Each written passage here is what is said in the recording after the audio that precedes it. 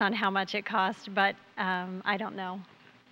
And something else you were telling me about, Robin, involves the chairs, the jury chairs and the other chairs in this courtroom, that they've been restored to their original state. Tell me about that. That's right. In courtroom 1, the jury chairs are original. Again, 1902 chairs.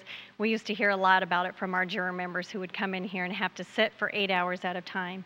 So recently they have been restored, new leather added, and all reupholstered and then placed back to where they were. So we hope to keep all of the original furniture in here. And from time to time we get people who have happened to have a counsel table in their home and will call us and say, I'd like it to be back in the courthouse.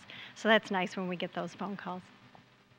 We've now moved to the circuit courtroom on the 3rd floor of the courthouse, and once again the murals really stand out in this particular courtroom. Tell us a little about the history of those.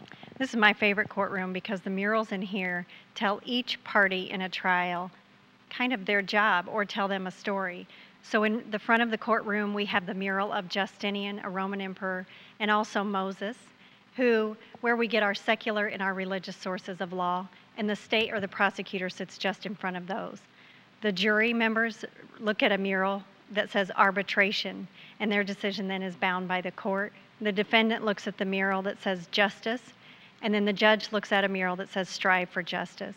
So each of them are reminded of their role in a trial. I know it's not part of the restoration process necessarily, but you were pointing out how the historic features of this courtroom are meshed with some of the technological features of today that courtrooms have in them.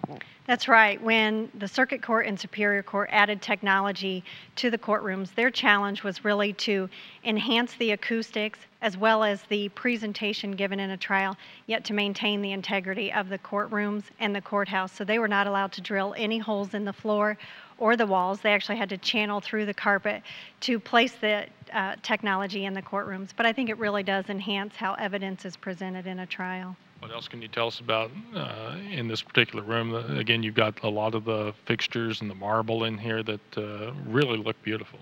Well, I think some of the scagliola speaks for itself in here. It is the fake marble. It's a process that was created over in Europe, brought over to the United States at the turn of the century because it did cost less than marble. But today they really are comparable in price because we've lost the artists who performed that. So when we restored the building, we had to bring over artisans from England who then trained local artists on the technique of making scagliola. Well, Robin, this is truly an amazing facility that you have here, and the work that the Preservation Trust has done is quite commendable. But you still have more work that you're going to be continuing to do. You always have to keep things up here. How can the public get involved if they'd like to keep this building looking the way it does? Thank you. Actually, we're always funding our endowment to help maintain the integrity and the preservation of the courthouse. Also, we have volunteer docents who give tours to nearly 5,000 people annually. And also, if you would like to just volunteer, please call the office or get on our website at allencountycourthouse.org. And interestingly enough, we do rent the courthouse for special events, wedding receptions, and corporate parties.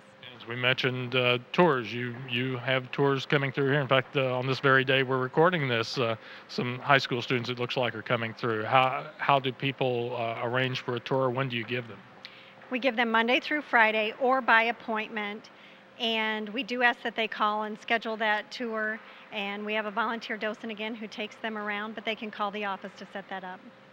If you get the opportunity, you really should check out the Allen County Courthouse. Truly one of the crown jewels in downtown Fort Wayne. Well, that's all the time we have for this edition of County Line. If there's something about Allen County government that interests you in particular and you'd like for us to take a look at it on this program, just drop us a line at the Allen County Commissioner's office in the City County building. I'm Mike Green. Thanks for watching, and we hope to see you again next time on County Line.